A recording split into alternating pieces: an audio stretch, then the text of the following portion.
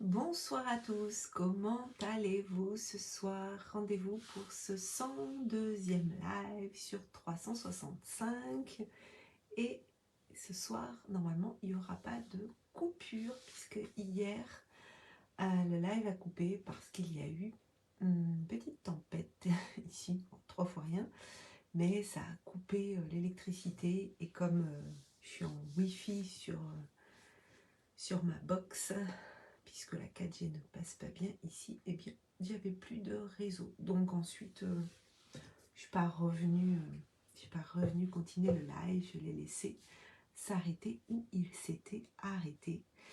Et je vous parlais de la saison 2 du podcast Osmose qui va bientôt revenir. Mais ce soir, je vais vous parler d'autre chose.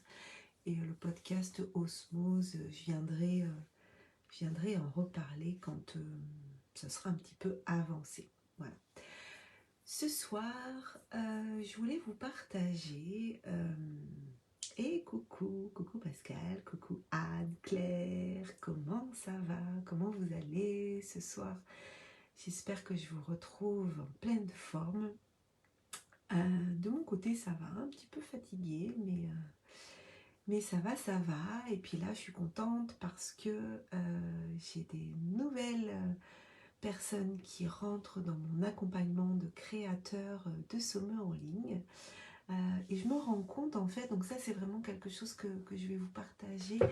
Euh, on essaie souvent de trouver comment en fait, comment connecter avec nos clients, comment en fait connecter avec des gens qui deviennent nos clients, et on peut avoir plusieurs manières de communiquer.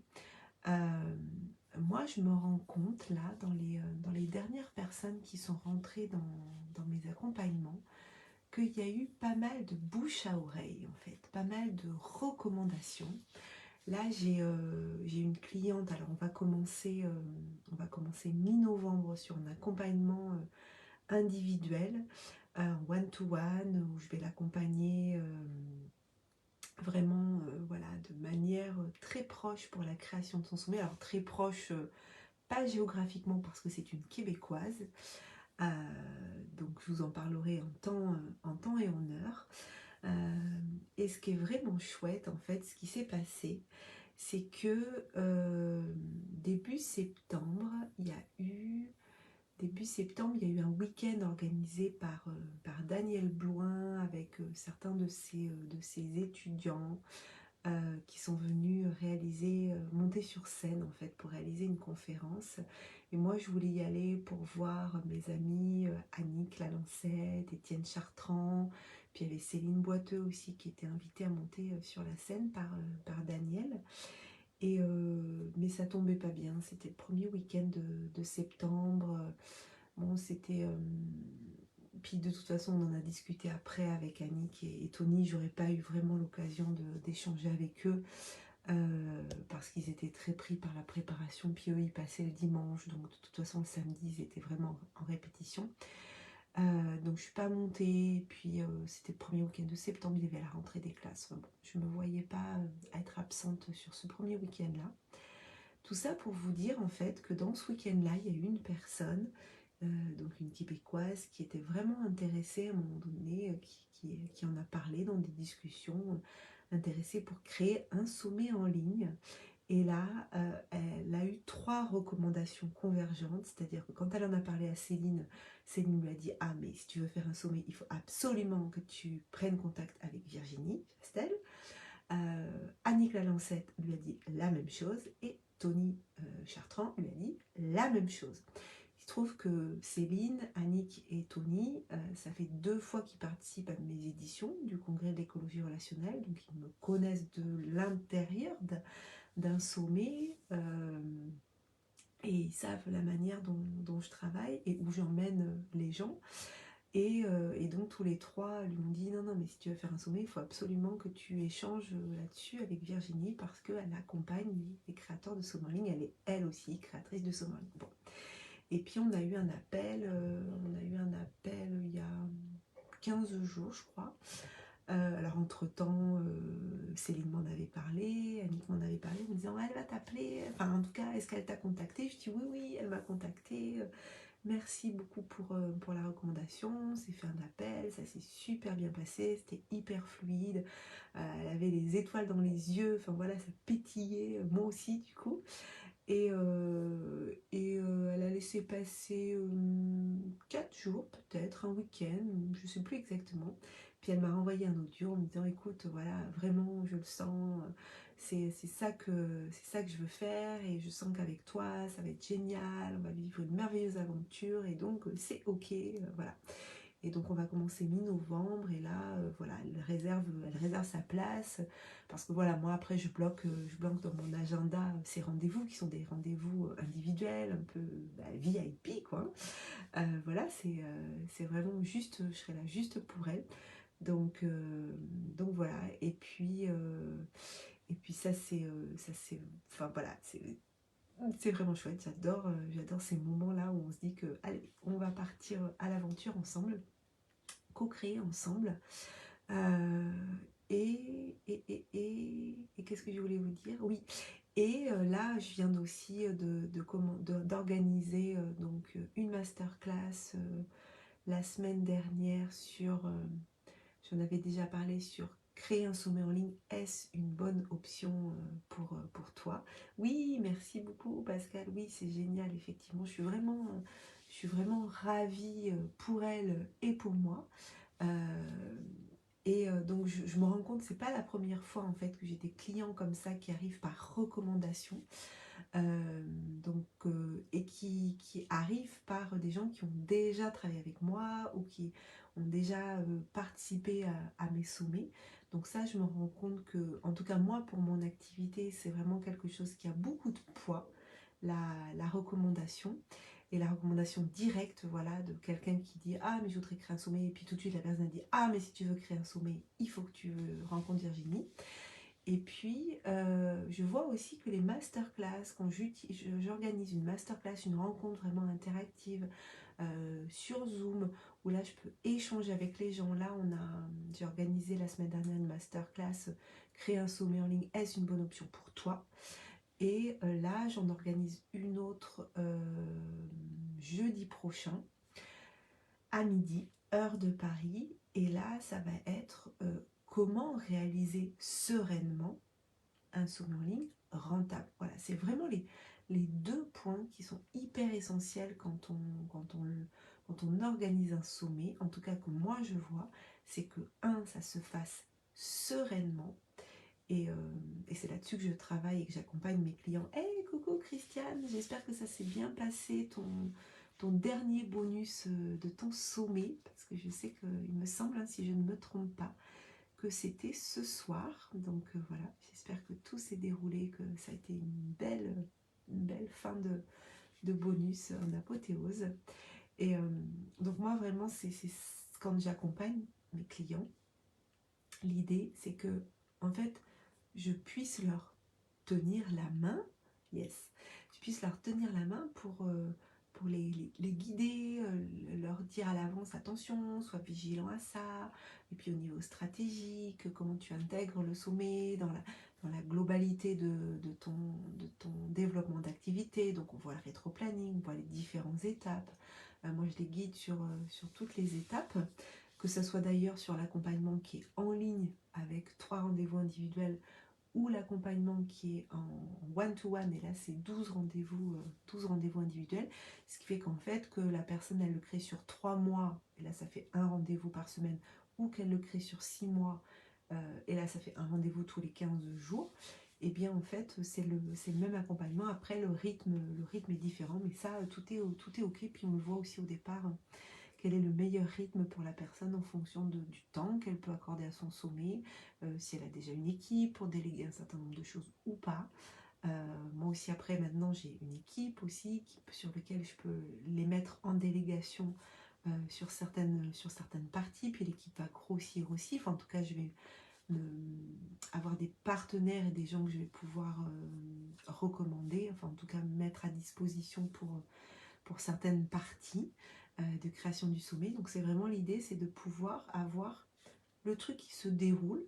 Bien sûr, le créateur de sommet, il a sa part à faire, hein, mais qui est vraiment le truc qui se déroule de manière sereine, où on ne se dise pas « Ah, il y avait ça, ah, il y avait ça, ah, il y avait ça », mais vraiment que les choses se fassent de manière sereine.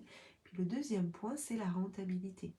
Mais la rentabilité d'un sommet, attention, c'est la rentabilité d'un sommet qui est intégré dans un développement d'entreprise de manière globale. C'est pour ça que quand je fais un accompagnement one-to-one et aussi maintenant, enfin depuis la nouvelle formule de l'accompagnement en ligne, il y a toujours un rendez-vous d'audit, mais audit de l'entreprise, audit de l'activité globale, de la communication, qu'est-ce qui est déjà en place, quels sont les programmes, les services qui sont déjà en vente ou pas, ou est-ce qu'on est sur un sommet pour un lancement d'activité, un lancement d'entreprise, voilà.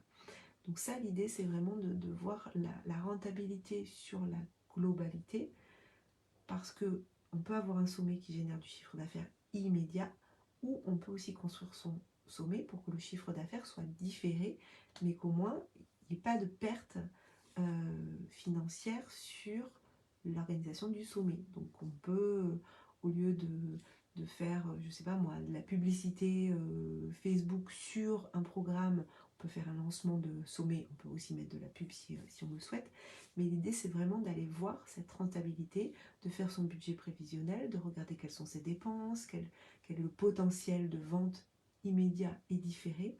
Et donc c'est pour ça que construire, réaliser un sommet, ça se fait pas comme ça. Ça se fait pas comme ça. Et beaucoup de gens, en fait, pensent que créer un sommet, c'est faire des entrevues et les diffuser. Et c'est pas juste ça, créer un sommet. Parce que dans ce cas-là, on fait une chaîne YouTube.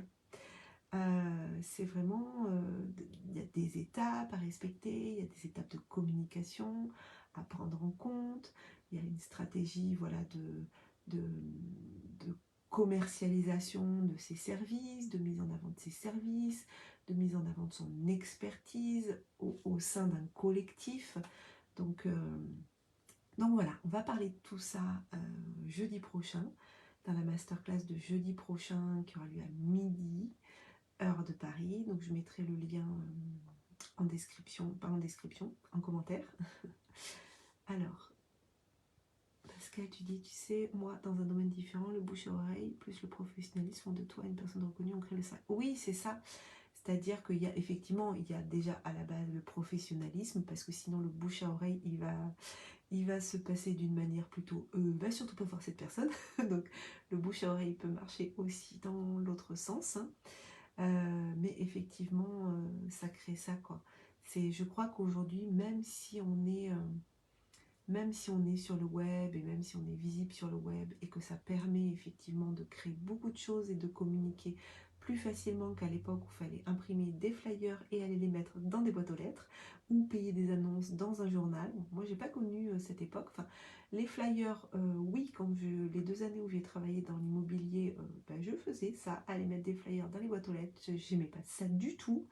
Je me sentais pas, je me sentais pas à l'aise avec cette manière de faire. Mais ma première année dans l'immobilier, ça n'a fonctionné que par bouche à oreille.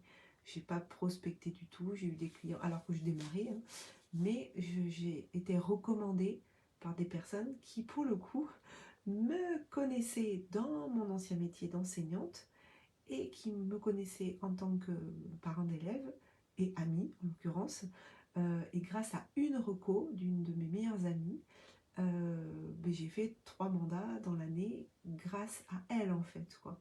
Donc en fait, c'était chouette parce que une personne qui nous recommande, une personne est contente, une autre qui nous recommande, et etc. etc. Donc je me rends compte aussi que oui, bien sûr, il faut être visible quand on est web entrepreneur, être visible sur le web, faire nos publications, montrer nos réalisations aussi, montrer ce qu'on sait faire, mais surtout aller connecter avec les gens. C'est ce dont on a parlé ce soir d'ailleurs dans le programme Connexion, le deuxième live, c'est d'aller s'intéresser en fait réellement à ce que font les autres, Donc moi c'est vrai que quand on me parle de quelqu'un qui potentiellement pourrait avoir envie de créer un sommet en ligne, je vais regarder ce qu'il ou ce qu'elle fait sur les réseaux, comment elle communique, quelle est déjà son activité, en me disant voilà, potentiellement à un moment donné peut-être qu'on va échanger sur son activité, peut-être qu'elle va être intéressée par réaliser un sommet en ligne. Donc, voilà. Donc ça, c'est des choses qui sont, que je me rends compte qui sont importantes à aller faire, qui sont importantes à créer sur les réseaux sociaux, tout ça. Mais organiser des masterclass comme ça, vraiment, moi, où j'ai les gens en Zoom et où je peux leur poser des questions, où ils peuvent me partager, là, mardi dernier, il y a 2 jours en fait, c'était vraiment ça, que les gens puissent partager en fait leurs questions, me parler de leur activité. Et c'est là, je sens, où le contact passe vraiment le mieux, c'est dans ces échanges-là directs et puis sur la reco. Donc je vais continuer en fait à organiser, je pense, je touche beaucoup plus les gens comme ça sur les sommets quand j'organise des masterclass où je peux vraiment entendre aussi leurs besoins. Oui, c'est ça, écouter le besoin le plus important, où je peux écouter leur cheminement. Là, par exemple, j'ai une personne qui est déjà cliente chez moi sur la formation Interview Wow, qui était présente, qui sera présente à la nouvelle masterclass, qui a calé un rendez-vous d'échange avec moi pour parler de son envie de créer un sommet. Et là, elle est contente de cette nouvelle masterclass sur comment créer sereinement un sommet en ligne rentable, parce qu'elle se posait justement la question du temps, combien de temps ça prend de créer un sommet, et est-ce que c'est rentable. Il faut faire attention aussi aux dépenses qu'on peut avoir par rapport à ça. Mais comme toute dépense, quand on achète une formation, quand on paye de la publicité, on va avoir toujours ces dépenses d'investissement, mais qui sont alors il n'y a pas de risque zéro, hein, mais qui sont à calculer, à prendre en compte et à voir exactement quelle est la stratégie à adopter. Puis on peut faire un premier sommet avec très très peu de dépenses. On peut utiliser des outils gratuits, on peut utiliser YouTube, on peut utiliser Vimeo pour stocker les vidéos, on peut faire le sommet dans un groupe Facebook si on n'a pas de plateforme. Voilà. Donc il y a vraiment une possibilité de s'adapter à chaque budget, à chaque niveau de possibilité de prise de risque, entre guillemets, ou d'investissement, je vais dire. Et c'est ça qui est intéressant. Et quand je suis en Zoom avec les gens, je peux vraiment échanger avec eux. Ben là, je peux leur apporter des réponses adaptées à leur situation. Et donc ça me plaît bien. Je me rends compte que vraiment, à chaque fois que je fais des masterclass comme ça, il y a des clients qui arrivent et j'en fais pas suffisamment. Voilà, je me suis rendu compte que j'en faisais pas suffisamment. Donc, soit je vais en faire tous les mois, soit tous les 2 mois. Mais c'est quelque chose vraiment où on donne la parole aux gens et où ils peuvent vraiment venir parler de leurs problématiques, parce que quelqu'un qui veut faire un sommet ou qui, voilà, à un moment donné, il se dit ouais, mais ça me fait peur, y aller tout seul. Donc c'est vrai que moi je conseille pas forcément d'y aller tout seul, parce qu'il y a quand même pas mal de nids de poules dans lesquels on peut tomber. Bon, moi, le premier, je l'ai fait toute seule, mais j'ai pris 9 mois pour le faire. J'ai beaucoup observé ce qui se faisait chez les autres. J'ai pris beaucoup de temps d'aller m'inscrire dans les sommets des autres, d'aller voir un peu la mécanique, comment ça se passait, pour ensuite créer ma formule qui a super bien fonctionné, et j'en suis super fière. Et c'est pour ça que maintenant, je me dis, ben ouais, c'est pas mal quand même d'aller accompagner les gens, parce que il y en a beaucoup qui font des sommets puis qui sont un peu frustrés après, quoi, qui se disent ah ouais, mais j'ai passé beaucoup de temps et puis pendant que je faisais ça, je faisais pas autre chose. Donc autant sur la partie consulting que sur la partie délégation de certains secteurs, euh, moi je vais vraiment développer ça, parce que euh, les gens qui souhaitent créer un sommet en ligne, en fait, je me rends compte, en tout cas les clients que moi j'accompagne, c'est des gens qui à un moment donné, ils se disent ouais, j'ai envie d'augmenter la portée de mon message, j'ai envie de le porter à grande échelle, et en fait, Il n'y a rien qui va pouvoir m'empêcher de créer un sommeil en ligne. Je vais le faire, coûte que coûte.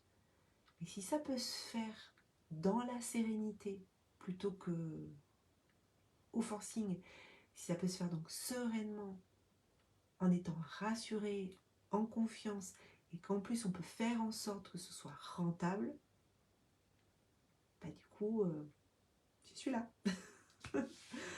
Voilà, donc voilà où j'en suis de mon développement d'activité. Et puis demain, c'est le live d'ouverture du sommet business quantique dont je suis la marraine et la coach du sommet, puisque c'est moi qui les ai accompagnés en one-to-one, en VIP. Enfin, c'est pas du one-to-one parce qu'elles sont plusieurs, mais on va dire en individuel. Et je suis la marraine de cet événement. J'interviendrai aussi alors j'ai réalisé 5 entrevues sur les entrevues préenregistrées, puisque ça faisait partie aussi de leur demande, que je puisse intervenir sur les entrevues. Et c'est pas beau comme mot, je vais interviewer Karine Maurer en live samedi à 19h. Ensuite, Karine fera mon entrevue mardi à 19h de la semaine prochaine. Et vendredi de la semaine prochaine, c'est vendredi ou c'est samedi? C'est vendredi, le 28, c'est ça? 28, oui, c'est ça, vendredi. J'aurai en interview Monia Moko à 19h. Il y aura le live de clôture à 20h30. Voilà, donc si vous n'êtes pas inscrit, je vais aussi vous mettre le petit lien en commentaire pour nous rejoindre pour ce magnifique sommet du business quantique. Voilà, merci pour les applaudissements, Pascal. Allez, je vous souhaite une très très belle soirée. Moi, je vais aller me coucher. Et puis demain, c'est vendredi, donc live d'ouverture du sommet. Puis demain soir, c'est les vacances. Donc mon fils est trop content de se dire qu'il ne va plus aller au collège pendant 15 jours. Allez, je vous embrasse. Passez une très belle nuit, une très belle soirée. Prenez soin de vous et à plus. Bye bye.